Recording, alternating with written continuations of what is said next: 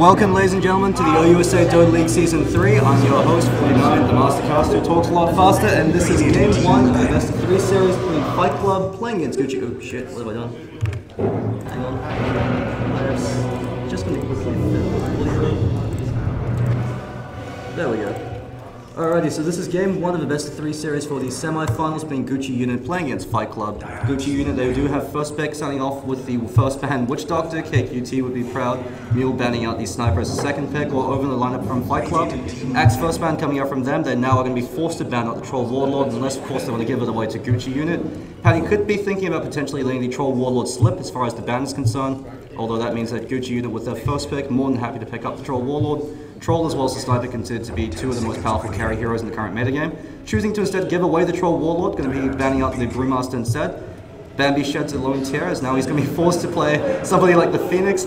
Troll Warlord going to be first pick coming out from Gucci Unit. They saw this coming. Fight Club, looks like we're going to be seeing something like a Beastmaster for the offlaner coming out from them. This is a strategy that CSW have been implementing, but it looks like UGTFO, the only hero can play is Clockwork, so Clockwork first pick coming out from Fight Club. That being said, he is a fantastic Clockwork player, so let's see how Morgan's able to pull it out of the bag. Fight Club now going in for the Skywrath Mage. Bambi sheds another lone tier. He's sick of being crapped on as far as the offlane is concerned. Do have that fantastic synergy coming through the Clockwork Goblin to the hook shot into the Mystic Flare. Coming through from the Skywrath Mage. Just going to quickly fiddle with the audio a little bit more.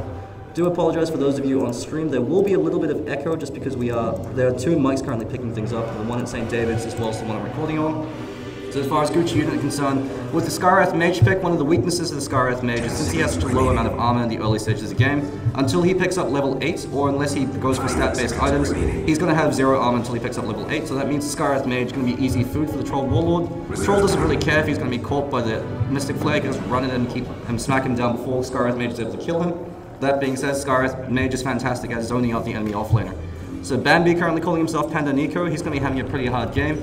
He's going to have to clench his anus and dig in. As it looks like the Skywrath Mage pick from Fight Club will be able to zone him out. Could also be anticipating a lane ward coming out from boys in Fight Club, just to ensure that Bambi doesn't get any kind of a foothold as far as the offlane is concerned. That being said, the Clockwork Goblin is quite vulnerable to the Vengeful Spirit pick coming out from Gucci Unit. Just the fact you can swap out whoever Morgan goes in really ruins the effect of the Clockwork Goblin. Very similar to how you counteract the Batrider, Vengeful Spirit is one of the best supports at counter initiation, because all she has to do is hang back. She literally has to do nothing but press R at the right moment. So we've got the Undying Band now coming out from Gucci Unit. So it's indicating that they want to try to take the game into the mid to later stage of the game. Since Fight Club, they always like to try and end the game as quickly as possible. Bambi sheds 2 tears now, so 3 targeted bans towards him. Going to be seeing the Brewmaster ban, the Skywrath Mage pick, and now the Phoenix ban. Going to be seeing Bambi with not too many heroes to play. Could be seeing a Beastmaster pick up coming up from him. That being said, the last time Bambi played that Beastmaster against that Skywrath, level 1 for about 5 minutes, so not going to be too happy with that. With the Undying Band coming out from Gucci Unit, they're trying to shape Fight Club's draft to move away from the early to mid-game centered team fight that Fight Club is so infamous for. Since with the Clockwork Goblin pick is a hero that does taper off after the first 30 minutes, unless you're able to find a lot of farm or a lot of kills. And so by banning out a hero such as the Undying, you weaken that style of strategy where Fight Club, if they decide to take the game late, Clockwork Goblin eventually becomes a fairly negligible factor, especially with the Vengeful Spirit pickup coming out from Gucci Unit. And with the Troll Warlord, Gucci have an awesome amount of late game presence, as well as fantastic pushing presence with the Vengeful Spirit to be able to amplify Troll Warlord's damage, and with the Battle Trance to be able to knock those towers down. Going to be seeing a Silencer ban now coming out from Gucci Unit. Silencer might not be a little bit unnecessary to ban, since the only way they could lane Silencer would be as a greedy 4, and because you already have the Skywrath Mage, you can't really afford to have another greedy support, especially since if you run Silencer in the core position role, Troll Warlord just steps on him. Troll doesn't really care if he's Silencer, he'll still whack you down. Now seeing a Centaur Warrunner ban coming out from Fight Club, every single ban from Paddy so far gearing towards Bambi's offlane heroes, will be interesting to see what they're able to pull out of the bag. Boys from Gucci Unit, they're looking a little bit worried. Wolfie, he's got his war paint on, so he's going to be providing a bit of morale for the team. Without the Phoenix, as well as the Centaur Warrunner, the offlane coming out from Gucci Unit will be substantially weaker than the one coming out from Fight Club. That being said, Batrider still is in the pool, and with the Vengeful Spirit being picked up in the first picking stage, Gucci Unit do have access to pick up the Batrider's biggest hard counter is going to be the Vengeful Spirit as well as the Clockwork Goblin. Clockwork also fares fairly well as a counter against Batrider both in lane, because the Batrider is never able to close the distance due to the cogs. And as well as far as team fights are concerned, since the instant Batrider jumps up, the Clockwork just hook shots him and forces a fight. Going to be seeing a Zeus in the mid lane pick up from Fight Club. Ken Killer going to be playing the mid lane Zeus to potentially create as much ruckus as possible. Otherwise, we could be seeing Flash. He is going to be playing the mid from time to time for the boys in the Fight Club, but they might be switching things up a bit since both Ken Killer as well as Flash are now playing as in the mid role as well as the safe lane farmer. Going Gucci unit with the Zeus pickup, they're now starting to realize that Fight Club, they want to end the game in the early to mid stage of the game. They can't really afford to let the game go late.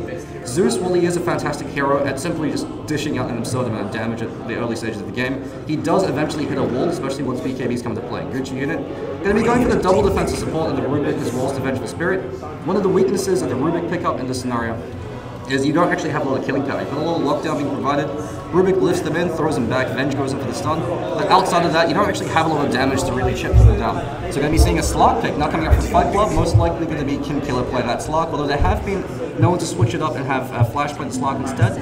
Gucci immediately responding with a Templar Assassin. So Templar Assassin is a fantastic hero in this matchup, just because Templar is able to dominate against the Zeus. So we are going to be seeing Mule resuming his role as the mid player for their team. So this is a matchup that actually heavily favors Gucci unit. So as far as the lineup is concerned for Fight Club, they might actually even decide to switch up their lanes. They could even potentially think about sending the Slark into the mid lane to duke it out against the Templar, just to ensure that Templar isn't able to get a free lane. If Templar gets a free lane in the early stages of the game, she's able to snowball under control and single-handedly end the game. Also going to be seeing a Broodmother ban, so every single ban coming up from the boys in Fight Club geared towards Bambi, with the exception of the axe, which is going to be for Mule. Timbersaw still is available, the Batrider is still available, and Batrider actually will be doing a large amount of work as far as the boys from Gucci are concerned, especially because it gives you a reliable way to deal with Slark. Slark this game is going to be having an absolute feast just because you've got the Venge, you can't do anything to him. Same thing with the Rubick. The fact that Slark can blink behind you, hit you, then trigger Dark Pact as you turn around means that there's actually nothing you can do because you've only got single target stuns coming out from both your supports. Slark is able to disjoint it either with the Shadow Dance or with the Dark Pact, in which case he's then able to run roughshod all over the supports. As far as the draft is concerned, Fight Club, it does heavily favor them as far as these early engagements are concerned, just because they've got the superior team fight coming through from the Clockwork initiation and Slark being able to pick off the backline supports. That being said, they still don't really have a reliable way to deal with Troll. Slark is one of the better ones just because he could stand his ground and fight inside the Shadow Dance. But that being said, Troll could also hold his own with the blinding axis to ensure that Slark isn't able to kill him. Templar Assassin, they don't really have a way to deal with her, especially as far as the lane stage is concerned, just because with the Zeus pickup in the mid lane, Templar should be having a fairly easy lane unless a Fight Club decide to mix things around.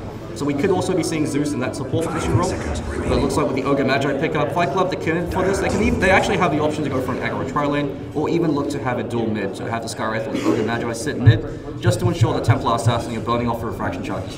Gucci unit choosing to ban out the Razor, so their bans are geared towards Fight Club's mid-game centered lineup, since Fight Club, as far as their late game is concerned, their only real late game assurance is going to be coming in the form of Slark, and Slark is a hero that does rely on snowballing very quickly and maintaining that lead.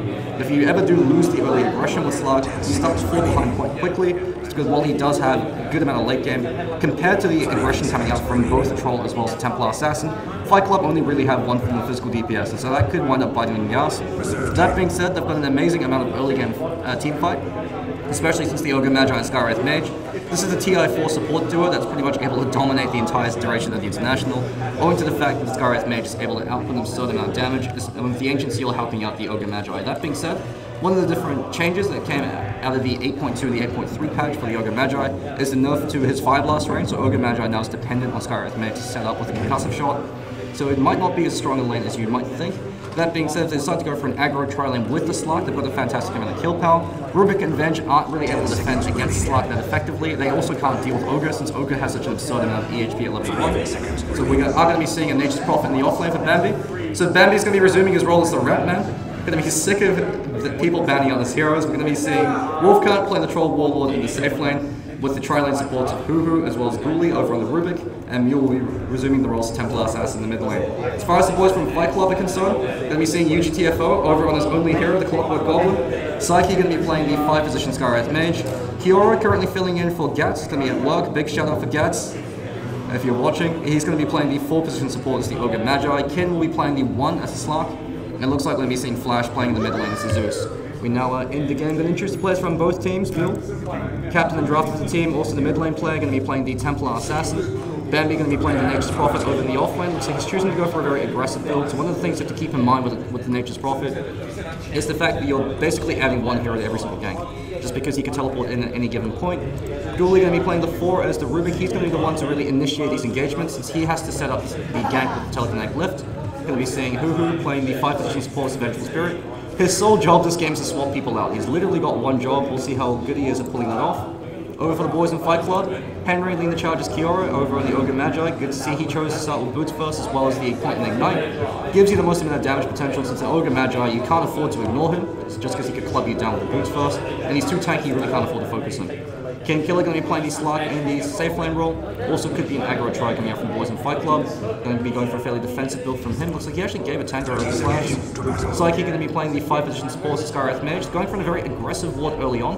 It looks like Flash, he's going to be playing the mid lane. Zeus going for a very greedy build to ensure he can get his bottle as quickly as possible. They're going for the wraparound, but it looks like Hoo-Hoo, he might be the one to be able to spot that one out. As it looks like King Killer and Kiora are going to be leading the charge there. Where Hoo-Hoo eats a 5 blast to the face as well as the ignite. Lee comes through, Hoo-Hoo's going to be taking a death. Looks like it's going to be first blood picked up by Henry, and Fight Club able to spill first blood. Scrub's going to be the call from Wolfie, not too impressed with support.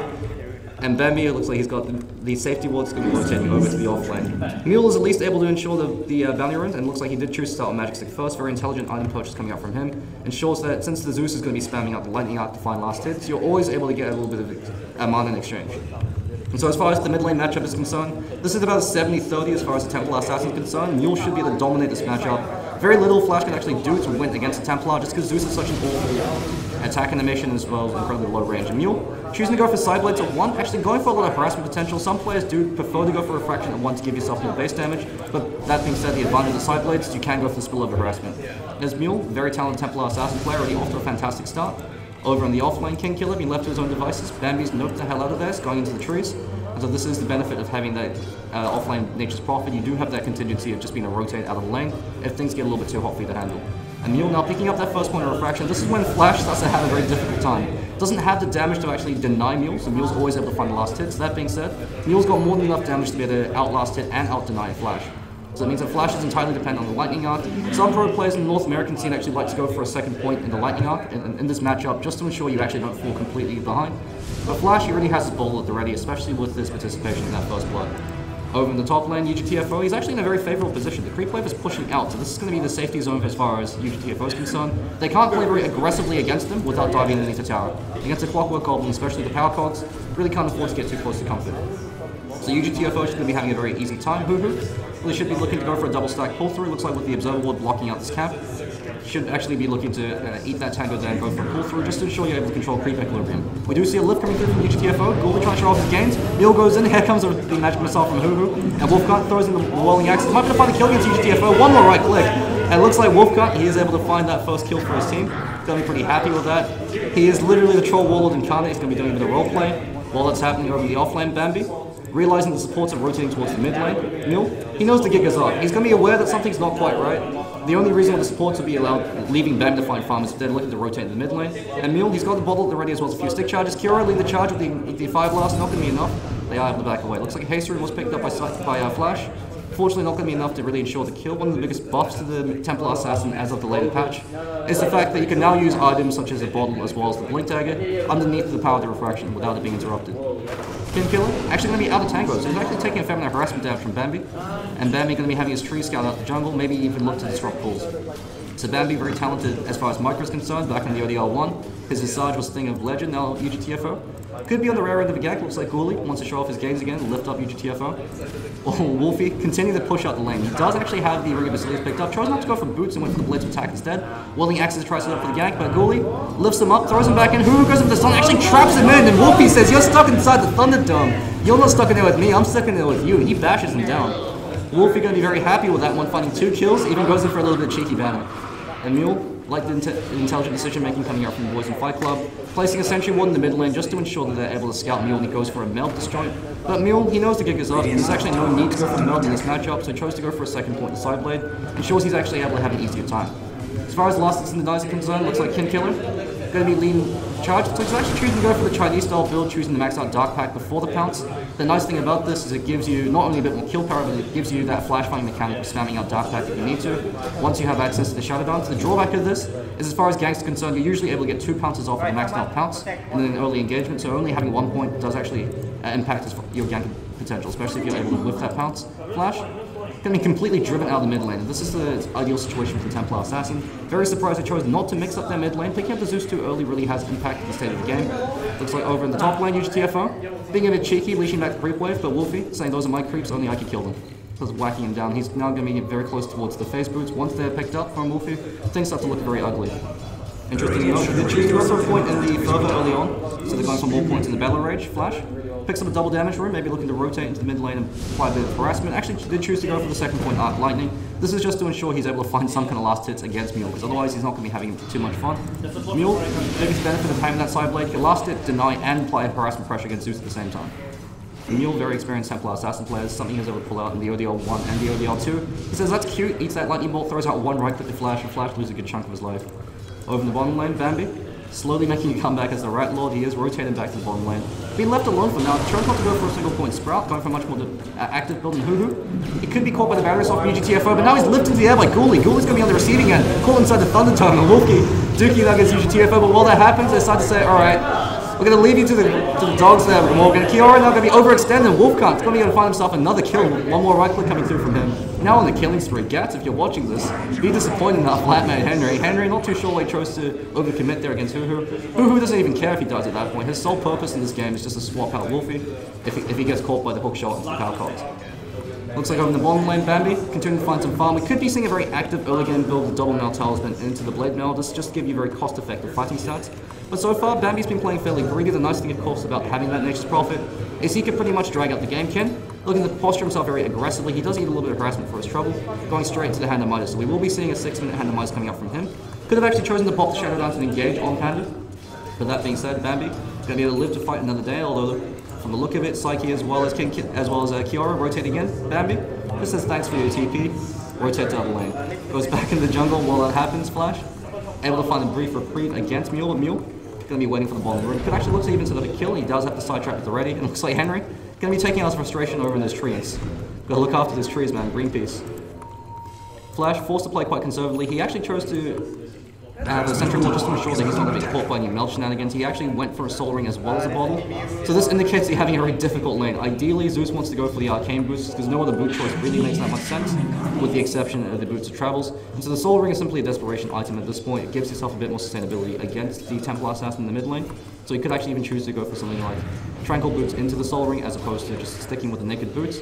Mule going to be having a dominating performance in the mid lane. We have seen a resurgence of the Blink Dagger over in the Templar Assassin because nowadays if you've got Refraction active and you take damage, it no longer resets the Blink cooldown. So Bambi choosing to go for Treads as his first big item instead of Phase Boots or the Double Nail Talisman build indicates he's going for a much more aggressive fighting build. Looks like Wolfie should be able to apply a bit of pressure up to that tier 1 tower. As far as skill build's concerned from Hoo-Hoo, choosing to actually max out the Magic Missile, this is a bit of a misplay coming up from him. You want to, in this scenario, actually max out either the Vengeance Aura or the Wave of Terror. It does provide you a bit more benefit, especially with the Troll Warlord. Actually maxing the Vengeance Aura could actually be quite powerful.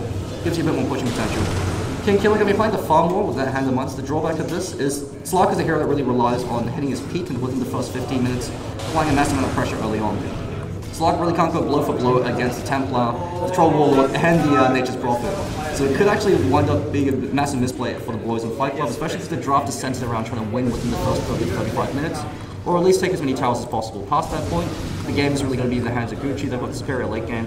They put themselves in a good enough position for these later engagements, and they've got that split pushing capability. Ghoulie in the face check, and eat that concussive shot to the face as well as the arcane bolt. Turns around, maybe looking to go for a kill against Kiora. Henry's on level 2, goes in for the fire blast, but Mule, he's not too impressed. He's got Bellatrons to work with. Here comes Bambi. Bambi's vengeance, he says. Fighting for the trees, throwing out a few more right clicks against Henry. Henry's fleeing for his life. Sidetrack is there. Lifted into the air, going to be taking a death, but while that happens, Ghoulie actually brought down by Flash. Flash now joining the fray. Here comes King Killer, catching up Mule. Mule can be taking a death if he's not too careful. Wants to bring down Flash before he does. Kin, he's got the Shadow Dance to work with. He's going to be forced to pop it. Now going in against Mule. Mule's going to be taking a death. One more right clip, but here comes the body block from Panda. Bambi able to keep his stand his ground against King Killer for now. Mule buzz charges back into Kin. One more right click from that Mel. He just says, bitch, please, Psyche. Gonna be caught in the wrong neighborhood. Mule says, you came to the wrong town, motherfucker. Right clicks him down. Henry goes in. Right as Mule picks up an ultra kill. Boys from Gucci in a substantial position. Looks like with a 2,500 EXP lead going to the hands of Gucci, as well as a 3,500 gold lead. They can even look to apply pressure to Tail 1 Tower. And of course, while that's happening, Wolfcunt just doing his thing, smashing them Tail 1 Tower.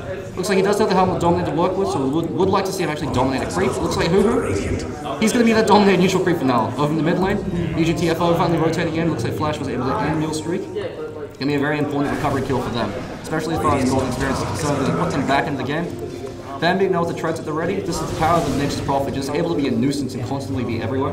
We do see a rotation now coming through as King Killer and a fair amount of damage. Now looking to go for a kill tap against Wolfie. Wolfie's overextended. One more Arcane Walker will be enough to kill him. And we could actually even be seeing Bambi rotating in to find this kill. Wolfie hiding himself saying, come here, Psyche, come here, Patty. Maybe look to turn around. Hey, he actually stands his ground. Wolfie's going to do it, going to bring down Psyche. If you come at the king, you best not miss, says Wolfie, able to find himself an easy double flash. Going to be the party pooper. Just goes in for that thunderous applause. Actually going to be seeing what appears to be the Aghanim Scepter or the Bloodstone build coming up from him. Looks like we actually are going to be seeing a Bloodstone build coming out from Flash, especially the Soul Ring pickup this early on. The drawback of the Bloodstone pickup, it does give you a fantastic late game, but the issue with this, it doesn't actually help you an awful lot against the aggression coming through from Templar Assassin. You really need some kind of positioning item. Speaking of which, I look away from Mule, he's already killing Henry. So now with the face was picked up, Mule actually doesn't have as much farm as I thought he would, especially since he was able to find an Ultra Kill so early on. That being said, it's only 10 minutes into the game, so we could be seeing a Blink Dagger coming up from him very early on. Otherwise, if he wants to play a bit safer, could most likely be seeing the Yasha pick up into something like a S and Y to give himself a bit more fighting stats. Kin Killer with that Hand of Midas now ideally wants to go towards the Blink Dagger. With that being said, Kin, he loves going for the Shadow Blade, even though Shadow Blade's usually not that effective at pickup on the Slark unless you can find it very early. Now going to be rotating into the jungle to find some farm, so he's going for a very greedy Slark playstyle. While that happens over the top lane, concussive shot flies over Wolfie. Wolfie eats the hook shot to the face, stands to grab the blinding axe, and here comes the wave of terror. Going to beat down UGTFO. Morgan, please. Wolfie's still eating a lot of damage underneath the tower. Kiora throwing a few cheeky right-clicks, maybe backing away. Everyone's screaming out for Henry's blood. They are going to knock that tail one tower. And this is the power of the Troll Warlord. You think you have a kill against them, and then he just turns around. Ghoulie gonna get bolted down by Flash. Flash should be able to find his kills if he's able to keep chasing. Looks like he's gonna give up the ghost. And Ghoulie is able to disengage from now. Ghoulie's actually incredibly farmed, all things considered. Looks like he could be going towards a Blink Dagger of his own. Wolfie still hasn't dominated creep. Looks like Mule's gonna be the dominated creep in this case. He's stacking up that cap, and here comes Thunder God's Wrath. Able to bring down Ghoulie. Ghoulie was so close towards getting that Blink Dagger, all things considered. And while that's happening, Bambi, actually not too farmed, all things considered. Looks like he's got another talisman picked up on him, so he's going for a very fight-oriented build. While that's happening, Mule going to be clearing out the Ancient Stack. It only is a double stack. They are aware there's an Observer Ward blocking it, so Mule's not picking enough supports to get rid of. But that being said, the boys from Fight Club, they're not really playing that draft all too effectively, especially because they know if the game goes late, Gucci have the significant advantage, especially with the early game advantage they've already picked up. And King Killer, because he tries to go for a very greedy Slark build, doesn't really have a way to bounce back. Slark isn't really a carry hero that is good at playing from behind. You really want to get ahead very early on and press the advantage and try to close it again. If we have a look at net worth, going to be Mule leading the net worth charts by far. Flash is the only one that has a substantial amount of farm besides King Killer, but you have to keep in mind 2,000 of his net worth is locked inside that Hand of Midas. UGTFO roaming around the jungle, maybe look to go for some hookshot plays. He does have that at the ready, looks like Slark. Actually able to find himself an easy kill against Ghoulie. So Ghoulie, got a little bit too greedy there, wanted to find a bit more farm for his Blink Dagger. And Wolfie continuing to get bigger and bigger, most likely choosing to go for the S and Y to give himself a massive amount of DPS potential. Could also choose to go for the Mana Style, helps against the Skywrath Mage because you can purge off the Ancient Seal and the Concussive Shot, and it does help you stay alive against that Mystic Flare. Flash, still choosing to go towards that Bloodstone, so we are going to be seeing a very Merlini style build from him. Bloodstone into the Boots of Travel, so he's going to be playing towards the Ultra late game. The drawback of this build is that if the game goes late, it actually heavily favors Gucci's, especially since once BKBs come online, Flash is going to lose all his team fight impact. And you play Morgan, picks himself a double damage room, maybe looking to rotate to try to set up a kill. Having a pretty poor game, all things considered. Usually UGTFO has a very dominant Clockwork performance, but against the aggressive capability of Wolfgun, who is literally the Troll Warlord, quite difficult for you to really achieve much, especially since Troll Warlord, even if you do hookshot in against him, he just stands his ground with that Battle Transfer and right clicks you down. Very close to maxing out that Phobos to give him substantial amount of man-finding potential. Troll Warlord literally is a Wolfie in a nutshell. He just likes to get up close and start beating people down, Hell's abuses them from afar, and starts even blinds them with his axes. So Psyche still doesn't actually have boots, and this is going to be a massive misplay coming up from him. He does have the Dust of Appearance, but Mule isn't really using the meld an awful lot. He's primarily just jumping on top of someone and instantly killing them. If you're able to purge him and get a vision of him with that dust, it's not going to have that much impact. Mule, his blink has just been telegraphed by Flash. They are aware of this, and Psyche really should be looking to back it the hell away. He really can't afford to stay anywhere near the mid lane, especially since Mule could just blink on top of him and two-shot him with the level 4 meld. Looks like Hoo-Hoo, not too sure how to get rid of this Observer Ward. There are things called sentries. Looks like he's going to be walking around and go for an aggressive Observer Ward instead. Also notice they did have an Observer Ward placed there as a defensive Observer from the die side. Concussive Shot flies out from Psyche, but Hoo-Hoo's able to disengage. Looks like he's going in towards Medallion of Courage. Going to be a very important factor for him, especially because you're able to now provide the armor for your teammates, as well as strip it away from the enemy team. UGTFO over in the top lane. Looks like he's going to try to find as much farm as possible. Ideally, Clockwork, you want to find the Blade Mail within the first 17 minutes. The Blade Mail is going to be the item that makes or breaks your hero. Because because it gives you such a huge amount of kill power in these one-on-one scenarios, especially since you get a lot of burst damage coming out from your boys in Gucci and no BKBs get picked up. So in this case, he actually can't afford to go for a Blade Mail. By the time he finishes it will be too late for it to have any impact. So we are going to be seeing a 4-star most likely come out from the TFO, just to ensure he doesn't fall too far behind, he still is able to have some kind of impact. Kin Killer going in full greed, not too sure if this is going to really pay off for him, especially just because the Slark can't go blow for blow against 3 carries coming out from the boys in Gucci, especially with the Troll Warlord being picked up. We do see a Smoke of Deceit picked up by Ghoulie. Ghoulie, don't you know that smoking kills? Maybe look to start each other to kill in the mid lane. Going to be playing a little bit too far forward for my liking. Ghoulie really should be looking to play a bit more defensively. Looks like he's decided to sacrifice going for that Blink Dagger, wants to go for the full stop instead. Both very powerful items. The Yule Scepter is actually going to be the most valuable item in this scenario, just because it gives you a good gel free card against the aggression coming through from Kin Killer. We do see the boys from Fight Club gearing up in the mid lane, maybe looking to go in against Mule, looks like Flax. It's getting fairly close to solving. He will have it once it clears up that creep camp is about 170 gold off that, so that Bloodstone is going to be a very valuable item as far as Zeus is concerned. Unfortunately, the Bloodstone doesn't really help you an awful lot against late game potential coming out from Gucci. It does serve as an ultra late game item because it saves you from buying back. The cooldown reduction, the huge TFO. Gonna be able to hook shot onto the trees, and Bambi just TPs himself. He's getting pretty close towards that Blade Mill, so Bambi is actually having a pretty good time, all things considered, even though he did have a lot of pressure placed on him early on. Ghoulie has that Smoke of Deceit. Him and Hoo can maybe look to go for a smoke rotation. But to have a look at the experience being picked up on the supports from the boys on the die side, Henry still doesn't actually have access to the multicast, actually choosing to max out Ignite. This is going to be a massive misbuild here from him. Drawback to the max Ignite build, especially with the increase of the Fire Blast proc chance. Fire Blast is going to be the superior ability in 9 times out of 10. That being said, because you are playing from behind, more points than Ignite can actually do a fair amount of work, but it's just a sheer sense of the supports are severely underfarmed as well as underleveled. So I keep going for a fairly standard build to max out Arcane Ball, so we are going to see a Roshan attack. Every time you hear that Battletrons, you assume they're going for Roshan. You don't see the Troll Warlord, there's the only reason why they'd be popping that early on. So we go for Roshan, now Mule. With the Aegis the Immortal, he's at the point of critical mass where he can basically go 1v5 against the entire enemy team, especially now that he has the assistance of Ghoulie, as well as Wolfgun. Wolfgun's picked up that Yasha. Still hasn't dominated the creep, so once again, we have the issue of people buying a helm and not actually using it. The only reason why you upgrade the helm is to actually dominate creeps, otherwise just stick with the Morbid Mask and go into another damage item. Could have your SMY by now. Ken? Choosing to go for a Shadow Blade, this is actually going to bite him in the ass. The drawback of the Shadow Blade is it's an item you have to get in the first 17 minutes, because it gives you a free kill, and with that free kill, it starts snowballing. We haven't seen engagement against Bambi. Bambi, caught no man's land, gonna be called out by the pounce. Standing his ground for now, pops that blade, but a little bit too late, does a huge amount of damage back against Flash. Team AV, team member, Mule goes in, multicast with the Ignite, not gonna be enough.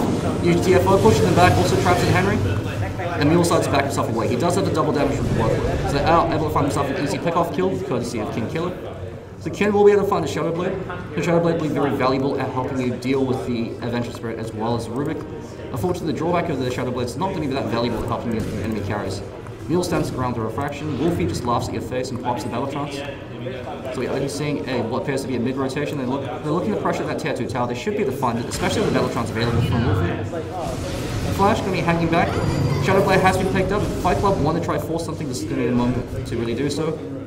Mule still has the HSD mold to work with, actually getting quite a few magic stick charges, especially with Flash constantly throwing things at him. Ghoulie hanging back on the side, he actually stole the power cogs. He's actually in a very vulnerable position, especially since UGTFO. He's got the hookshot to work with, and the ping's coming through from Wolfie saying, Ghoulie, what the hell are you doing? Just casually pops cogs, trying to wall himself away. You want to be very wary as the Rubick in this particular scenario, just because you know this swap will cost. Ken, going to find himself an easy kill. Goes in for a pounce, no swap coming through from Hoo-Hoo, throws out the magic missile, gets purged off. Wolfie goes into the fray, and Hoo-Hoo back himself away. He's actually going to die to the Ignite damage. One more right click coming through from Ken. Not going to be enough, looks like Hoo-Hoo is going to die to dot damage. While tapping Mystic Flare, he'll be landing over Wolfie. Wolfie standing his ground against UGTFO. Mule standing his ground, finds himself an easy kill. Ken, no Shadow Dance to work with, a Cura. Throws out a Fire Blast, but Mule should be to find himself an easy kill. Mel comes in, and Henry, I immediately regret my decision. King Killer, maybe looking to go for a cheeky play.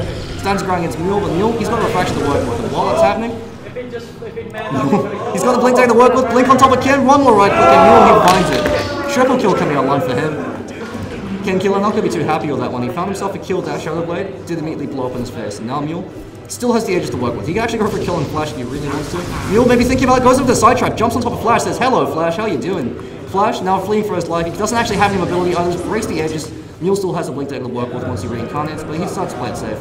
Backs himself away. Good recognition from Flash using the Lightning Arc first to break all the charges before blowing them apart. But while that's happening, Ghoulie over in the bottom lane, finding some farm, getting closer towards that 4-star. 4-star is actually not that effective on this game because you really have to swap to work with. You really want Yule Scepter, just to make sure that King Killer doesn't easily kill you. That being said, Wolfie could be going for either the SNY or the BKB. Troll's one of those heroes you can afford not to go for a BKB early on, just because you do such a huge amount of damage that you can actually sustain yourself just through the Warlord Mask.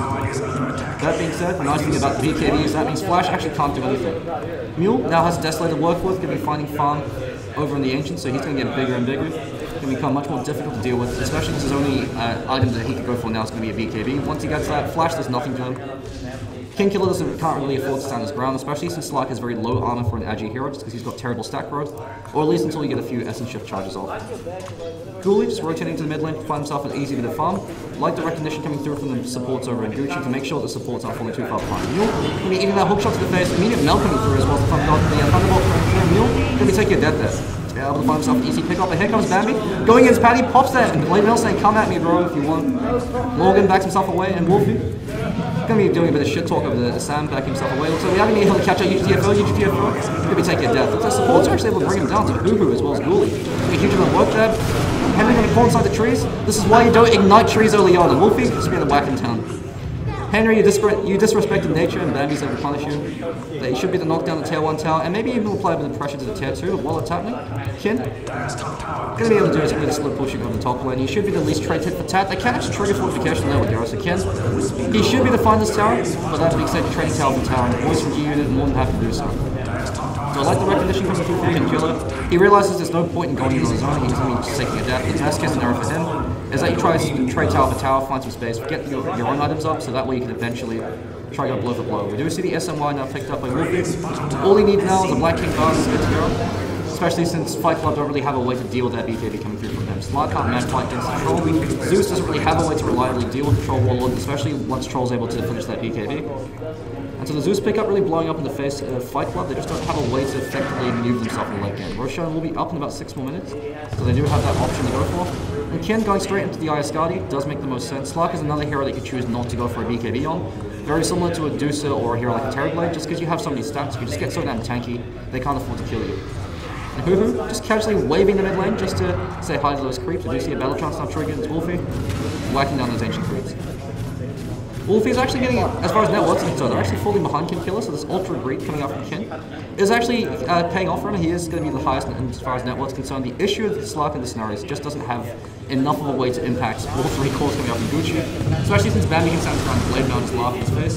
That Blade Mail pickup coming out from Bambi just because there's a lot of uncontrolled AoE coming through from the Skywrath and the Zeus, really going to heavily punish any aggression coming through from Fight Club. We do see a bit of engagement over the mid lanes, potentially gearing up to go for a pick-off, UGTFO. Falling very quickly behind as far as farm is concerned. He's actually got just barely more net worth than Henry, so this is one of the weaknesses of the Clockwork Goblin. If he does fall behind early on, it's very difficult for him to recover.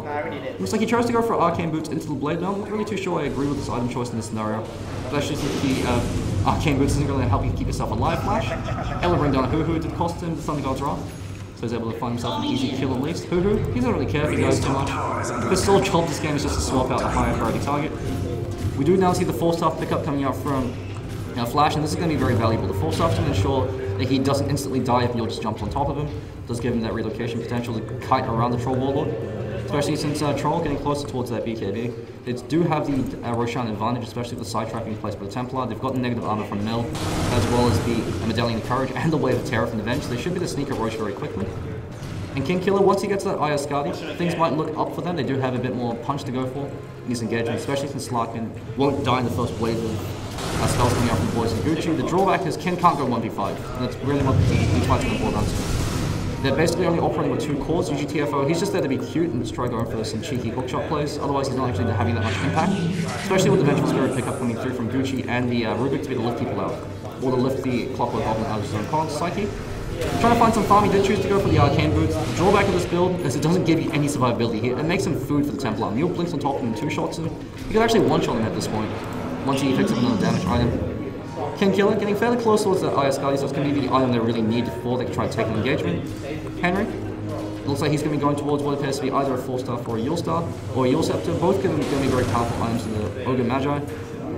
Chose to go for the Gun of Shadows, so he doesn't actually have that much mana region to work with. He is at least attempting to find a little bit of farm in the jungle, so good recognition coming through from the supports in Fight Club, just to make sure they don't fall completely behind.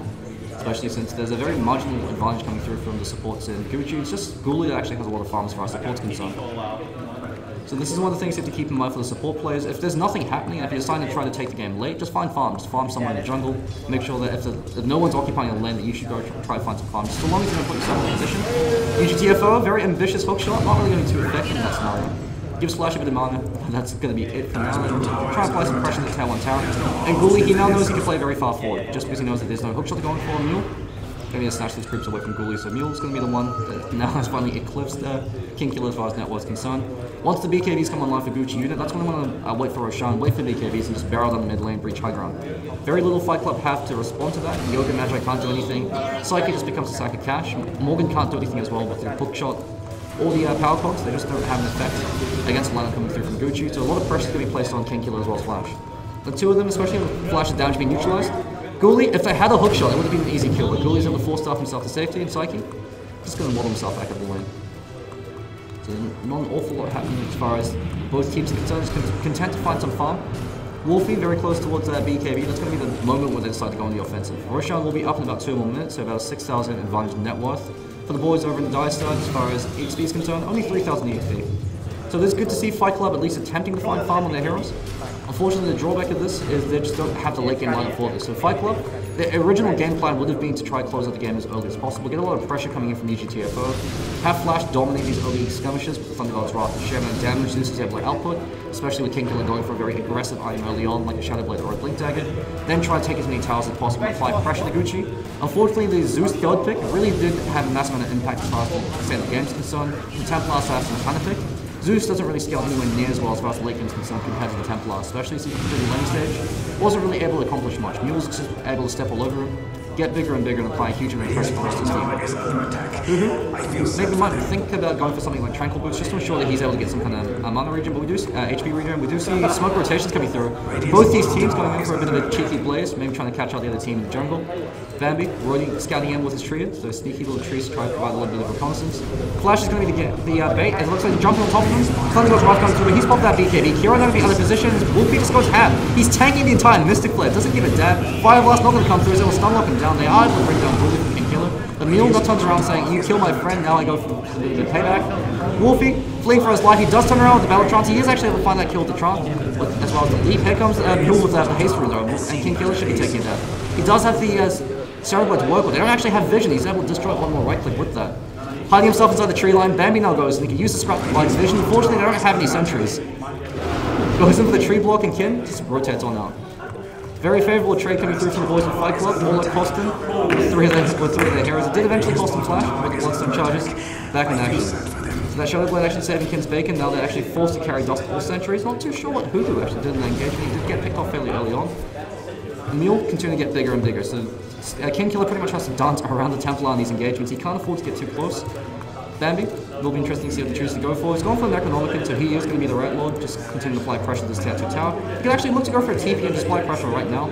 All the heroes are grouping up in mid lane. They still haven't taken that Tier 1 tower.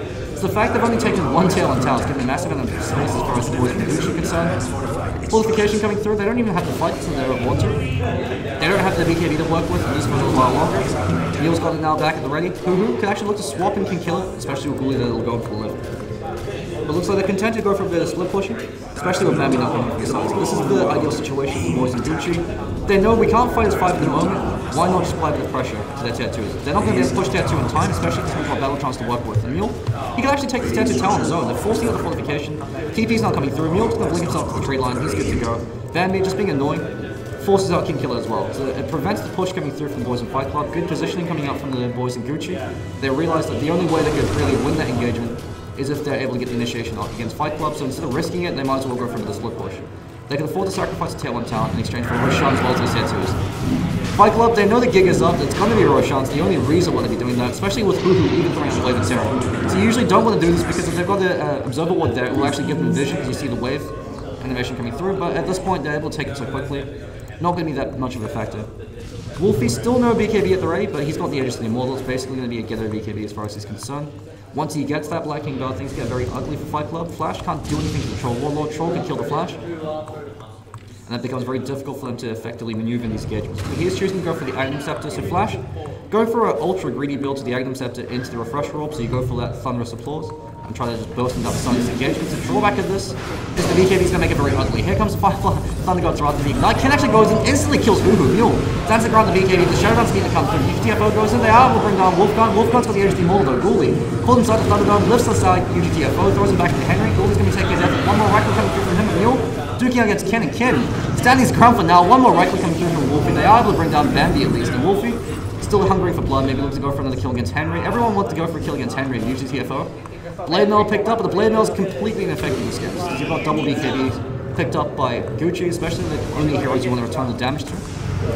It's a bit unfortunate for Huhu. He's going to end up damned if you do, damned if you don't situation. If he hangs back, so we could go for the swap, then King kills him. If he sticks with the rest of his team, Kin's able to kill him anyway. And Mule going in towards that data list is going to do a hell of a lot of work in these engagements, especially because you know that Slark, he's not in a position to go for a butterfly. He's forced to go for the Abyssal Blade first if he wants to be competitive against the Astral Warlord. So UGTFO, that Blade Mail pickup not actually doing a lot of work. He would have been better off choosing to go for the 4-star this game, just because Blade Mail is very contingent on you getting the Blade Mail before they get the BKB, very similar to the Orchid and Malevolence. Wolfguard now rotating over to the bottom lane, very happy to find a bit of fast. Could be choosing to go for a Blade Dagger as the next big item as well, just so he can jump on top of Flash and beat him down at the start of the fight. Otherwise, he could look to go for something like a MKB to ensure that he's able to really burst down and DPS down this Slark. Competitive trend as far as Troll Warlord is concerned is the SNY into the IS Guardi, just to ensure that you've got stats for days so you can continue the man fight. So it is indicative of Troll Warlord's man fighting kind of style. You just stand your ground. You've got so much damage built in, you just need survivability. And there's no real point in going for a hard Rask. It did cost them the edges team more, but Wolfie now has that 10-second BKB to work with. We do see sentries casually drop like Ghoulie, really do need to support to always drop sentries as you advance. This is the biggest weakness of the Shadow Blade pickup over the Slark. Very easy to scout out when Slark is running in for a pick-off, especially if you drop sentries preemptively. Looks like Necronomicon 3 is going to be picked up by Bambi, so he's going to be good to go as far as Ratlord is concerned. That being said, Last Thing doesn't have that much teamfight impact. Ken looking to go for a pick-off against Ghoulie. Ghoulie's going to take a death in a few more seconds. Whirling Axe coming through, not going to be enough. Here comes Thunder God's Wrath over and Wolfie. Wolfie not able to pop the BKB. He actually has called out position. Great hook shot into Cole coming through from UGTFO. He just sits there and laughs. Not actually able to do an awful lot. And Boys from Fight Club bouncing back. Excellent kill coming off from King Killer, especially with the hook shot into the cogs from UGTFO. Wolfie being a little bit overzealous there, not popping that BKB. That would have actually turned the engagement around, especially with Mule there to be the potential rotator. Now when you're losing that tier 2 tower, Mule should actually just look to go into another lane, do a bit of split pushing, although he doesn't have a TP scroll to work with. Bambi, so he's going to go to the bottom lane. Best recognition coming through from Bambi, he knows that he can't really fight, especially the building he's gone for. He might as well go for a bit of split push. Knock down that tier 2 tower, trade tier 2 for tier 2, at least force a rotation. They don't have fortification to work with. And it looks like if Fight Club decide to continue with this, they do have buyback available. Wolfie, he's back in 20 seconds, they've got a fortification at the ready. Looks like they might actually apply a bit of pressure to try and take out the tier 3.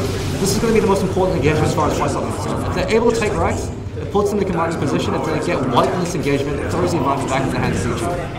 And so we do see a spell steal coming through. Actually stole the Dark Pack, Wave of Terror. Ken might be to find himself an easy pick off. Mule, when he caught up with the Ancient Seal into the Fire Blast, pops the BKB. Mule just says Lord JK, turns around against Henry. Henry saying, I immediately regret my decision, forced off himself the hell out of there. And Mule actually has wasted his BKB duration. It's a good position play coming through from the boys in the Fight Club. Are able to breach the tier 3. And while that's happening, Bambi the Ratlord trades tit for tat. Takes it out about half the HP over in tier 3 tower. Going to be more than happy to do this. He's still able to contribute with the Nature's Wrath. Still able to position himself to apply a bit of pressure. So Nature's Prophet is going to give Gucci a significant late game advantage just because that he's always able to be that split pushing presence, especially since Templar Assassin. If she decides to go for something that to Travels can do the exact same thing. Wolfie, a little bit too hesitant with that BKB usage, actually cost him his life. Could have actually turned the engagement around, especially if Mule in the neighborhood. But that being said, he still has that 10-second BKB to work with. And with the Aghanim Scepter to pick up by Fash, once he gets the refresh roll, he could instantly kill both the supports at the start of the fight. So Ghoulie, that fade, null field's going to be very important, all things considered. So he actually just picked up a casual vitality booster, so we could be seeing a lot of ally pick up from him. Do have to smoke in the seed, so we are going to be seeing a cheeky blaze coming out from the boys in Gucci unit. But Mule, going to be just going for the ancient stacks for now. I'm not 100% certain, but I think the Sidetrack might actually block off the camp, because it counts as a gadget, so actually never mind, no, Sidetrack doesn't block camps. Guess that would be a little bit overpowered. UGTFO. Now picked up the Ghost Scepter, so he's going for very counterintuitive items. The Blade Mail means, hey, I want you to hit me, but the Ghost Scepter is saying, please don't hit me, I have a family. So going for a bit of an unconventional item coming up from him. Abyssal Blade finally picked up on King Killer, so he's actually leading as far as network's concerned. Ultra Greed from Ken finally is starting to pay out, especially since they're able to burst on the supports at the start of the fight. So Huhu really can't afford to stick close to anybody, because every time he does, they get killed. They really need to drop sentries as they advance. A really massive misplay coming through from both the sports and G unit. Every time they advance, make sure you put a sentry. Try catch out Kin, because Kin is known for going a bit YOLO, throwing the game by going a bit too far. He doesn't have a BKB this game. Probably not going to be going for one, wants to go for a butterfly as the next item, just so we can go blow for blow against the King Kits, against the Templar Assassin. Wolfie going to lead the charge, the fight into a Henry gets blown to pieces at the start of the fight. Potato Flare coming through from Psyche, not going to be leaping to that BKB flash. Going to be forced out back into the fray. They're able to find 2 quick pickoffs. Kid, got the pounce to work with. He should be okay to do that disengage. While that happens, UGTFO. Going to go for a YOLO hook shot and could be losing his life. He also got the blink tag to work with. Bambi's coming in. Ghoulie going to show off his gains. The bot down the encourage being used. Swap finally being used by Hoo. First swap of the game, 34 minutes in, able to finally find himself a kill. And with that, they should be able to knock down the tier 3 tower. Necronomicon 3's been popped. They don't have anyone there to be able to defend. Flashes up in a few more seconds. They don't have a lot of their team fight. They're going to be losing their tier 3 tower at least, maybe even Rex. Ken can't defend this on his own. Going to be a little bit dark at this, especially since he doesn't jump flies. Mule jumps over and Psyche almost one-shots him. Psyche has the Ghost Scepter to work with. He didn't trigger it quite in time, but they should be the losers to the Rex.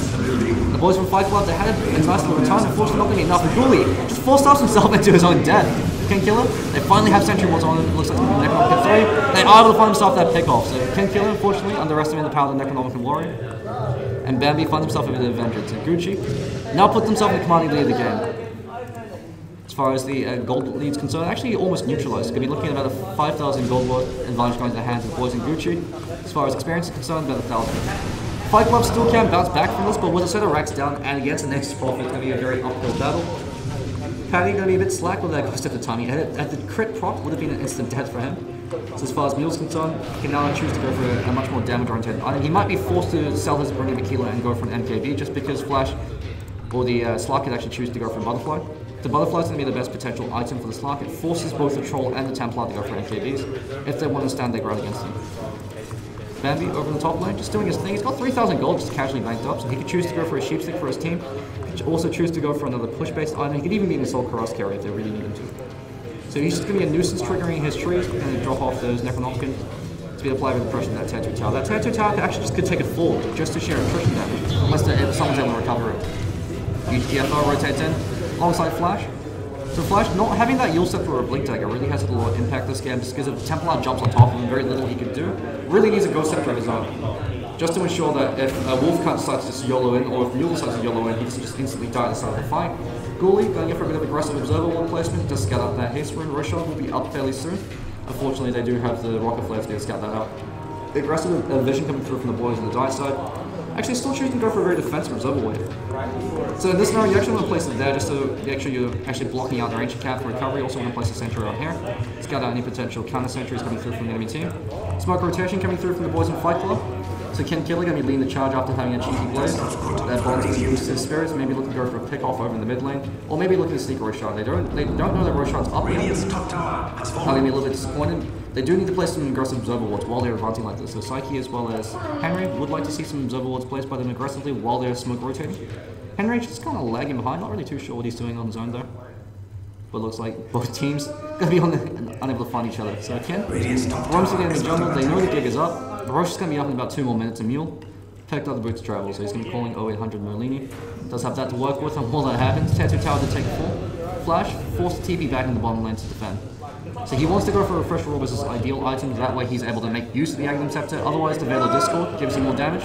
Over in the top lane, looks like Ken tries to catch out Bambi and unable to do so, so this tree's just going to be a nuisance. Roshan will be up in about a minute, so that could be a critical factor as far as Gucci is concerned. Mule's already actually 6 floor goalies, so do now sell his face boots. He still wants to keep them for the mobility, especially since he could use them to give himself that boost. Wolfie, going in for the Iascardi most likely. Liquid Spare is not going to be that valuable an item this game. Man Style as well, fairly terrible pick up on Troll and Ghoulie. D-Ward coming through. Mule, Spidey Sense to Tingling. Yeah, we'll scout that out, and while that's happening, Bambi over in the bottom lane, just doing his thing. 4.2k picked up on him. So he has a lot of flexibility, he's got buyback already. You always want to make sure you save for buyback over an actual profit for these early to mid-game skirmishes, just because you buyback and TP back into a fight. So you basically have 6 heroes in your team, so it does give you a fair amount of boom as far as these engagements are concerned. Do see a Smoker to see it now picked up by Patty, but Mule has actually overtaken King Killer as far as net was concerned. Rotating through the bottom lane, we do actually see us going out from King Killer. Ken is aware of Mule, but here comes Sentry. This is what they needed. That's a trap, says Ghoulie and Mule. Might be the burst down King Killer in time. Ken stands his ground, finds off the pick off Killer Hoo. Still no swaps coming up from him. pops a Panic Ghost Scepter. Ken, stuck inside the tree line, doesn't have a TP at the ready. He does have Pounce though. They do have vision of him. At least they do. Here comes another Pounce into the tree line. Wolfie doesn't have a Blink Dagger to work with. The entire enemy team's going rotating in. Mule can actually look to just jump in. While that happens, looks like UGTFO finally picks off Bambi. And King Killer saying, come at me, bro. Pounces in, goes in for the Shadow Dance. It looks like Hoo-Hoo gonna be another death. 2 right clicks should be enough for me to pick him off. Kin, easy pick off coming through from him. Excellent recognition coming out from Kin. Realized that he might as well go for a pick off and punish from this play. Supports actually haven't had all too much impact this game. Hoo-Hoo hasn't really been swapping an awful lot. He's at least able to find himself a pick off in UGTFO. Going in towards the Aghanim Scepter, not really going to be that great a pick up this game. I suppose Ags is always going to be an okay pickup on Clockwork just because of cooldown reduction, but the issue is you're not going to stay alive long enough to get that second hook shot off in the fight. Henry, waddling around, he does have the 4 staff to work with, but Roshan is available. They can look to go for Rosh. That being said, Mule could look to go for a Roshan steal. We haven't actually had an Aegis steal yet, so it could be interesting to see if Mule's going to decide to set himself a new record. Side traps placed, so he has perfect vision. Templar is one of the best heroes to intercept Roshan because of this. No sentries being dropped on the boys. Ogre from Fight Club, then going to be taking Roshan fairly slowly. It's like Henry's going to be using his illusions to tank thing. Ghouli's also waiting in the wings, could also go for the 4-staff. He has the 4-staff and then immediately catch Kim with the teleconnect lift. Now see Wolfcut potentially TP in. Here comes Thunder Rods Royal, looks like Trolls, casually picks off Paddy. Ken now fleeing for his live Kiora. Henry's going to take a Death Vegas, went for a Panic Soul Ring. Ken stands the ground. He's actually able to bring down Wolfie, but while that happens, the Shadow Dance is going to be wearing off. They do have vision of the Bloodlust, providing vision as well. Bambi pops himself that Blade Mill, looks like Ken is able to try and pick up a kill, but Mule stands the ground against King Killer. Ken, they are actually able to at least bring down Bambi, but Mule should be there to bring down Flash. Flash chooses to deny himself, commits honorable Sudoku. King Killer got the Shadow Blade to work with. Here comes another swap, the second swap of the game from the Hoo-Hoo. Also panics and pops a Ghost Scepter. It looks like King Killer just able once again to waddle out of engagement. But Mule as well as Hoo-Hoo, they should be able to take a shot for King Killer can't really look to take this in Hoo-Hoo. Not really too sure what he's really doing with those Ghost Scepters, just kind of panicking. Going for this Panic Ghost Scepter play. He now has to choose to work with it. If he wants to die, he could also just give it over the Wolf card. Ken, going to be the only saving grace as far as Fight Club is concerned. He's single-handedly keeping his team together as far as these engagements are concerned by picking off the backline support and ensuring that he's at least able to find some kind of trade every single time they go in for a fight. Shadow Blade pickup actually working out quite nicely just because the support's being very slack at dropping sentries. All they have to do is drop a sentry as they advance. When Kin goes in, you catch him, you kill Kin, and then all the Fight Club fall apart at the seams. Flash, looks like he is going for the refresh roll. Once that refresh roll comes online, he should be the instantly kill of Hoo-Hoo and Cooley pretty much at the start of a fight, especially with King Killer also to provide a bit of assistance. The drawback of this build is the Aghanim Scepter alone is actually a really bad pickup for Zeus. It doesn't actually give you that much damage for stats, you actually get more damage with the Veil of Discord, so the only reason you want to go for Ags first is if you're going for the refresh roll. It's like Hoo-Hoo, still going to be panicking with that Ghost Scepter usage. Haven't really seen an effective Ghost Scepter use coming up from him yet. The Yule Scepter actually would be a bit more valuable this game, just because of Yule Scepter you can't really fuck that up. Especially since the Ghost Scepter leaves you open to flash and blow you apart. So it's kind of like between a rock and a hard place, UGTFO. We'll actually have the Aghanim Scepter to work with. Pretty good hook shot coming out from him in that last engagement. The issue with the Ags in this scenario is you go in for a hook shot, and then you die before the hook shot comes off cooldown again. So the hook shot might actually not be that much of a factor as far as the secondary hook shot is concerned with the Ag. That being said, his cog positioning has been fairly on par as far as locking out Wolfcun's concerned. You want to go for these Bulba style cog plays where you actually don't trap them inside the cog, but you push them out, unless you have a 4-staff, in which case you can 4-staff yourself out. Mule going to be going in for some smoke rotation. Refresh Orb's not going to be played. Picked up by Flash. If he's actually able to get both the Thunder's Wrath off before they're able to react to BKBs, can pretty much chunk both Mule as well as Wolfcun. But they're getting bigger and bigger. They do have buyback available on everybody. They've got Aegis as well as Cheese at the ready. Wolfcun actually pretty close towards the IS guys. It's going to help him fight. Ghoulie, the only one without buyback as well as Hoo-Hoo. But the two supports got a low enough to respawn time shouldn't be too much of a factor. Able to take off an easy tier 2 tower. The supports actually have to hang way the hell back to make sure they're always dropping sentries. No sentries being dropped by them. They need to drop a sentry here just to scout out King Killer if he decides to be cheeky. So it looks like, as far as Wolfie's concerned, he can actually just look to steal the enemy Ancients, just rotate in, find a bit of farm, rotate in for the top lane, apply a bit more pressure against Bambi. Hiding in the wings, we're going to be seeing some alliance level gaming. He's going to be the one carrying the sheepstick for his team, especially since King Killer doesn't actually have the BKB. He doesn't want to go for BKB this game. He's forced to go for BKB. Not going to be the greatest pickup on the slot, but in this case, because he's going to be the only real form of physical DPS, he doesn't really have too much of a choice. Ideally, he wants to go for something like a Butterfly, just to ensure that he's able to reliably stand his ground against the Troll Warlord as well. So Templar forced him to waste an item slot to go for an MKB, especially because you know Troll Warlord's going for an Ice Guy. So Mule, 2.5k saved up on him. They've got him seen him in the gold, picked up on the boys from Gucci. That being said, net worth advantage is only about 6,000. So the boys from Fight Club are actively spending their gold. The boys from Gucci, they're more than happy to spend it. Kim's been farming up an absolute storm with the Hand of Midas as well as the maxed out Dark Pack build, so that going for the Chinese style build, designed to play towards the late game. Good recognition coming up from Fight Club, I suppose, because Kin has been keeping them alive in these engagements. The drawback is their lineup doesn't really suit any kind of late game skirmish against the boys from Gucci. Gucci naturally have the advantage. All three of their core scale a lot better, their supports actually scale better into the game. And you've got that split pushing pressure applied by nature, especially now that they've lost all tier 2 towers. Just their tier 3s left, they're really actually broken high ground. And so Panda, Bambi could just be a nuisance, just keep doing this every single time they see them. They'll force an engagement in the mid lane. While that happens, Bambi can be looking to rat the top lane. So GU, they're in a very good position as far as the state of the game is concerned. They don't have to close out the game. They can actually afford to just hang back, play pretty greedy role to the ultra late game, wait until Roshan is up every single time. An economic warrior getting hunted down by Kid, they are able to find the archer at least. But Gucci, they're not really under the clock. It's the boys from Fight Club, they're under a lot of pressure. If anything, the onus is on them to try to turn the game around. As far as Gucci is concerned, all they can do is just hang back. Slark, continue to find a bit more fun. He looks to sell that Hand of Midas and go for the butterfly. He really needs a butterfly this game to force the MKB approach from Gucci.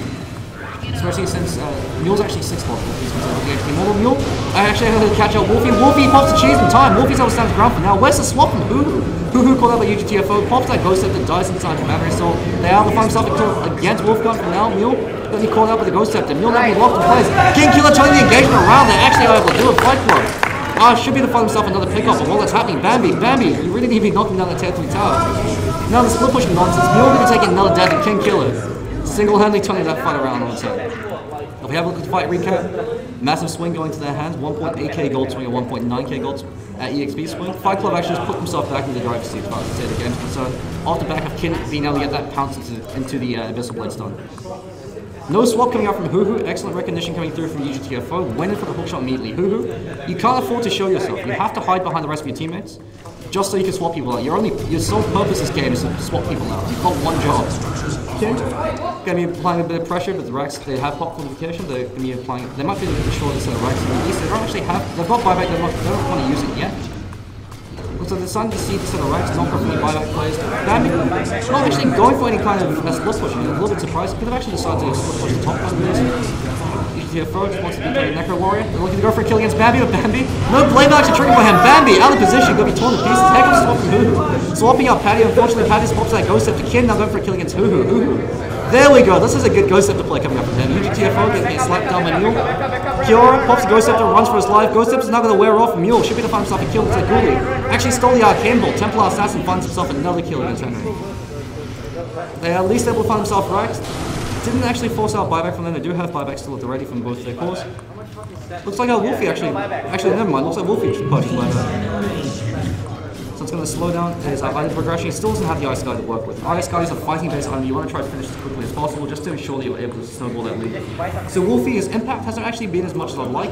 Did have a pretty good amount of impact on the laning stage, setting up these kills against UGTFO. But he hasn't actually had a reliable way to deal with the Slark, even though he's got the battle trance to work with as well as the Welly Axis.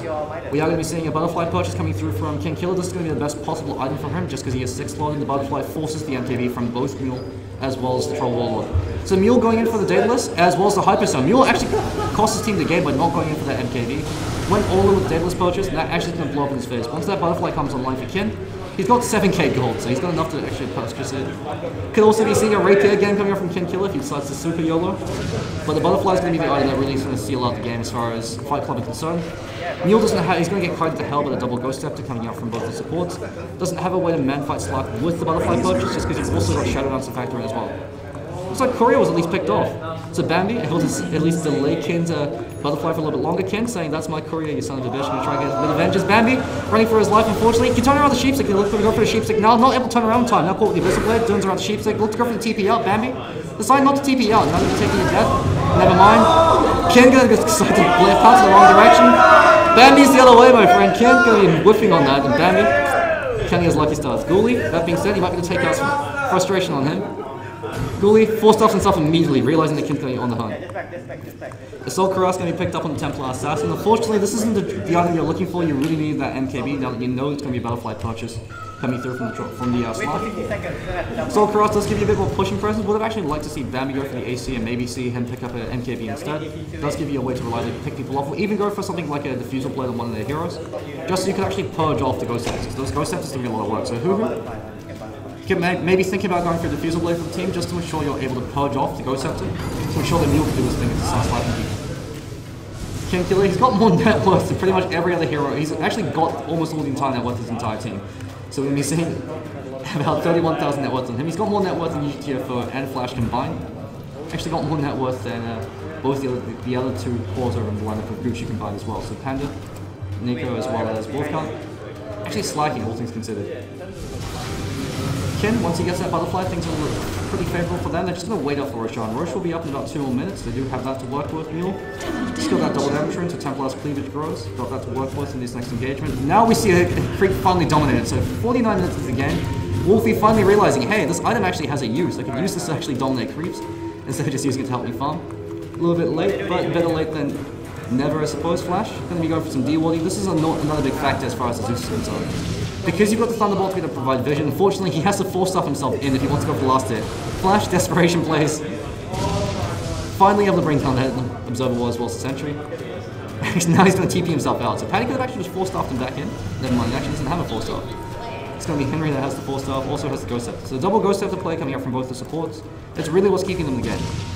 So would have actually liked to see Gucci unit go for Yule Scepter over on Huhu, and also for Huhu to actually swap people, just to ensure that they're able to accomplish his job. These engagements. If Huhu can get a single good swap off over on Mule to bail him out of a hookshot, or over a Wolfcart, they can pretty much turn the game off the back of that. Especially because you've got the BKBs to use to re-engage.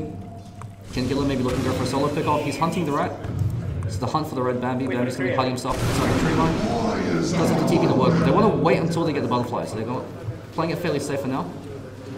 Looks like we're going to be seeing something like a 60 to 70 minute game. If Gucci want to win this, we're looking at a 70 minute game, because all Bambi has to do is keep split pushing. They do have the HDML to work with. Fight Club, they're actually in a very good position. They can actually win these engagements, because the supports are able to coordinate more effectively. They've got Ghost Scepters to ensure they can kite Sam around. Once you're able to kite out Templar's BKB, Templar becomes food for Flash, especially with the double Thunderbolt to have to work with. And Flash is able to pretty much pop both the support to the start of the fight, so it gives him a huge amount of team fight impact, especially since Kingkiller's been pretty good so far, popping the supports. Looks like Kin, once again, 3.3k. He can pretty much, Kingkiller's basically IMF at this point. He wishes he could give money to the rest of his team. Maybe he should be the one buying wards at this point, just to make sure that the support's able to find other items. So this is the issue of going to the ultra late game. Once you hit 6 items, you really don't have a use for your gold. You're pretty much safe for buyback, and that's about it. So Ken might as well be using his gold to sponsor his supports to make sure that they don't fall behind. Especially because you really want items coming out from Psyche as well as Henry. Looks like Henry picking up the plate mail just to keep himself alive and just be a tanky nuisance. He could be going forward towards the Shiva's Guard, the Assault Cuirass. Either items are going to be pretty powerful. The Assault Cuirass would be better in the scenario, just to ensure that you're able to neutralize the armor advantage gained by Gucci unit and their Assault Cuirass. Because at the moment they're operating by a negative 10 armor deficit, because you've got plus 5 armor given to their team by the AC Aura, and then you're also losing 5 points from your team. So as far as net worth is concerned, Kin, he's capped out, so at this point his net worth doesn't actually matter. Sam as well, he's also capped out. So Mule, he's actually purchased everything he can. I suppose he could look to drop his BKB and purchase another one. That's the only other item progression to go for. Wolfcart really needs to go for a Black King Bar. He doesn't actually have a MKB, sorry. He doesn't actually have any other option. So once the HT Wall expires, maybe look to sell the phase boot, pick up the BOT, go for the MKB. That way you can actually man fight against the Slark. Otherwise Slark is going to walk all over you every single time. Bambi, man in behind enemy line, can actually even look to go for a Blink Dagger just to ensure he's able to go for some split push, but Kin, inches from death, and Bambi just barely able to keep himself alive. No idea how close he was to death there. And Kingkiller just waddles on by saying, alright, no one's there. Bambi just going to be sitting there shitting bricks. Continue to play the patient game, Bambi. Very patient play as far as the next prop is concerned. Now looking to split push, goes in the top lane. Ghoulie, with the haste rune, just going for a little bit of attack training. So he's actually just casually picked up a VIP booster, so maybe he could be going for a BKB of his own, just to ensure he doesn't die. So Ghoulie, casual Ghoulie item progression, not really too sure if I can understand what the hell's going on, but I'm sure Ghoulie knows what he's doing. Wolfcart rotating to the mid lane. His items actually haven't progressed since the Ice Sky. Now Kingkiller just goes on top of him, but it's a trap as Mule. Maybe he'll turn things around. Huge hookshot coming through from UTFO. Who, once again, right next to Wolfcart, and Wolfcart can be torn to pieces. Wolfcart has the HT Wall, and Mule pops that BKB. Now it's one up, and Kingkiller going one against the world. Where the hell are the sentries? UTFO. He calling place Pops that blade now. Wolfguard gonna be stun locked to all hell. Pops that BKB, going ham against King Killer. They might be able to bring him down. They're finally able to bring down King Killer. Boys from Fight Club are gonna be taking a loss now. Kiara fleeing for his life. Wolfguard still kept alive. UGTFO finds himself another kill against Bambi. So Wolfguard finally brought down. They're able to bring down the big bad troll Warlord. Necronomical Warrior chasing down Morgan. Morgan running for his life. One more right click and Bambi. Even though he's dead from Hell's Breath, he stands at the finding himself an easy kill. UGTFO, mad buyback coming out from him. Could also be a dieback. He's sick of Bambi's shit. Throws out a rocket flare over the top lane of Mule. He just says, come at me, bro. The boys from Fight Club, barreling down the mid lane. Also see a buyback coming out from Bambi. Bambi can actually look to go for some cheeky rat Dota plays. He really has to go for some split push. As far as Fight Club is concerned, the only one of the plays going to be to just push him for the tier 4. Mule screams into his triumph as he's able to find himself an easy pick off. They don't actually have an option, they can't afford to defend this. They might actually be seeing a base race coming through from Languli. Forcing himself to the wrong position, and King Killer finds himself an easy kill. Tier 4. Now going to be taking a fall if they're not too careful. Boys from Fight Club going for a Hail Mary. This could be a game set and match for the boys from Fight Club. If they're not able to defend this, Hoo-Hoo. They'll be hanging back, but Mule as well as Bambi, the Rat Lords. Coming through from Gucci, able to knock down Tier 4 tower. King Killer not able to accomplish much. They're forced to disengage. They lose his 2 racks. Rat Dota coming through from Goys and Gucci is Bambi. Does what he does best, going for some split push, saying, you banned my heroes, I knocked down your rack, son. All they lost from that was a little bit of damage to the tier 4 tower. The Hail Mary push coming through from Fight Club, hard countered by Gucci. And this once again boils down to the drafting stage. Because Gucci unit have this superior draft as far as the late game is concerned, just because of not the split pushing. Gemma True Sight, now picked up by Zeus, he's sick of being caught by that melt. Coming through by the Templar Assassin. We do see the Smoke of the Seat push coming through from Pally. Side traps do provide a very small amount of vision. So just in this tiny little region. So you can use that to scout out things like Roshan as well as wards. It's runes is wise. Templar Assassin is such a powerful mid. Kin finds himself a casual invisible and you're rotating around to try to go for a pickoff. Kin. He feels like Atlas at this point. He's carrying his entire team. Ken just says, raise the difficulty levels. I don't need to be Rax. I could go 1v5. Let's do this. Necronomical Warrior scouts him out, but he decides to just find himself some easy gold. It's 400 gold he's just picked up, so it's basically a hero kill. Ken gonna be pretty happy with that. Boots of Travel's picked up by Henry, so Henry, richest Ogre Magi I've ever seen, doesn't have buyback though. And so this could actually bite him in the ass. YOLO BOT as well as the mad dieback coming through from Morgan really has cost Fight Club a lot of momentum. Still haven't really been seeing any good swaps coming up from him. He's been sticking way too close to the rest of his team. His sole job is to hang way the hell back, wait until they go on Wolfie, then swap out Wolfie. That's all he has to do. There's no point in sticking close to Wolfie because then you're going to get caught by the hookshot into the cogs and then get caught out by Kin. You even got the Ghost Staff to work with, the Ghost Staff to work with. So you literally just have to hang back, make sure you're able to swap them out, and then once you swap them out, you can win the game from there. Kin, because he's 6-slotted, he doesn't actually have anything else he can actually purchase at this point. The only thing he can really do is maybe look to sell his Shadow Blade for another item, maybe look to purchase another form of damage or go for something like a Blink Dagger, but the Shadow Blade actually has been doing a fair amount of work, just because Gucci have been very sloppy with their Sentry Wood placement. So this is the synergy between Slark as well as the Zeus. Slark is able to scout out where the enemy observer and Sentry Woods are, and Zeus is able to knock him down with Thunderbolt. So there is a lot of subtle synergy coming through from the lineup of Fight Club. The drawback is the game doesn't actually suit you if it goes late. The only reason that we're turning these engagements is because Gucci have been very sloppy with the supports, not able to catch up and kill the Sentry Woods. It's the only reason they've been able to take these engagements. Whereas Wolfguard kind of slacking as far as carrying things. Items still haven't really progressed. He really needs an MKB so he can actually deal with the Slark at this point. Butterfly is not going to be too effective because the Slark is still just permabash and leaving. That being said, he is incredibly tanky, so I suppose he could choose to go for the Butterfly, but the drawback of the Butterfly is it doesn't help you deal with the Slark. Especially since you've got the stun cost to work with. You don't have that high of stun chance, you really depend on just getting those hits in. Especially with the mini stuns coming through from Trollball on the Battle Rage. Kin, the double damage rune, just going for a little bit of rat damage. That's a free fortification, they're afraid. They're more than happy to just waste a bit of time. Kin, finding to find himself that tail on tower. Phase boots just casually dropping the ground. Whose phase boots are there? Kin can at least just kill those phase boots. Take out his frustration in the enemy. Bambi's items actually haven't progressed as well. Ever since purchased that sheepstick. The cores on, as far as Gucci are concerned, both the Troll Warlord as well as the Nature's Prophet, actually haven't progressed at all. Just because they've been saving the buybacks and points quite consistently. That being said, Fight Club, they're constantly able to ensure they're able to maintain their farm just because Slark is actually capped out. Flash, very close to being 6-slotted, he's a gem carry for his team. Only other item he can actually go for at this point would be something like a Ghost Scepter or a Sheepstick if he really wants to. Once he purchases that Sheepstick, he's also capped out.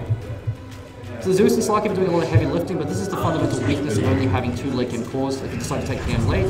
Eventually your cores get 6-slotted, and once they get 6-slotted, especially against Gucci who have 3 cores that could potentially be 6-slotted, you just beat them down with item advantage. That being said, it still is anybody's game. If they're able to wipe Gucci, especially because they don't actually have buyback for a little bit longer, they can actually look to barrel out and go for a tier 4 push. Mule will have buyback in a few more minutes. Actually, never mind. So 2 more minutes, he's got it. So now he's 6 loaded. Doesn't actually have any items to go for at this point. Mule might as well be buying Observer Wards for his teammates. So one of the things that you have to keep in mind, once you're 6 loaded, just buy Observer Wards and smokes for your team. You don't need the gold. Your supports can use the gold to make sure they can pick up their next item. Psyche, he really wants something with the Heal Scepter, just so he doesn't instantly die. Gives him 2 ways to kite the Templar Assassin. Also could look to go for the Rod of Owie to help you kite Wolf Cut. Actually, it's worked quite nicely with the Skywrath Mage. Gives you everything you really need. More stats to work with, more HP. Gives you that snare so you can land that Mystic Flame. Looks like Ghoulie. Items haven't actually been progressing too well for him as well. Just goes in for a casual Observer Ward in the mid lane. Not really too sure I agree with his Observer Ward placement. This doesn't actually make an awful lot of sense at this point in the game. Really want to be placing aggressive Observer Wards around here. Scout out rotations coming through from these 2 lanes. You can actually place some Observer Wards there and there. Of course, the weakness of this is with a Slark there and a Zeus. These wards are going to be dying fairly soon, so you want to try to place some Observer Wards at least there or there. So that way you have vision in this region. You can actually look to go for a smoke rotation inside the enemy grenades and catch them from behind. Mule should be to find himself an easy Roshan. Ghoulie just kind of chilling there, providing some moral support, saying, you go Sam, you can do this. Although, once he picks up the Aegis, I suppose the Aegis will be going over to Wolfie. Looks like Wolfie is choosing to go for the Amphibian. It's going to be a very valuable pickup for him. Bambi's going to be picking up the Aegis of the Immortal, so the Rat Lord becomes even more real. She's going to be casually picked up over on Ghoulie, so Ghoulie as well as Hoo-Hoo. Hopefully they won't instantly die at the start of the next engagement. So Mule going to continue to do his thing. He's got 7,000 gold. If there was an option to give gold to his supports, Mule would be very happy to do so. At this point, you can pretty much just buy another hero and just start microing that. You do see a potential rotation coming through from King Killer. Coming in from the sideline, they go from flanking action, actually hook shot Templar coming through the UGTFO. They catch out Wolfie. Wolfie stands ground the battle trance and Ghoulie going to take a death if he's not too careful. King Killer going to be stuck inside the Thunder now. Mule pops his BKB. Wolfie's able to knock down 1 at least. They're able to break Aegis over on Bambi while it's happening. Ken duking out against Hoo-Hoo as well as Wolfie. Ken wants to go for Hoo-Hoo, but Hoo-Hoo pops that Ghost Scepter. Looks like they are able to bring down Templar Assassin. Flash is able to find himself an easy kill. Skywrath then flies back into the game. And Hoo-Hoo caught in the position but too slow to retreat. It looks like Ken's able to find himself an easy kill. 3 quick pickoffs. Wolfgun, he does. They do have buyback available on the Templar Assassin Panda.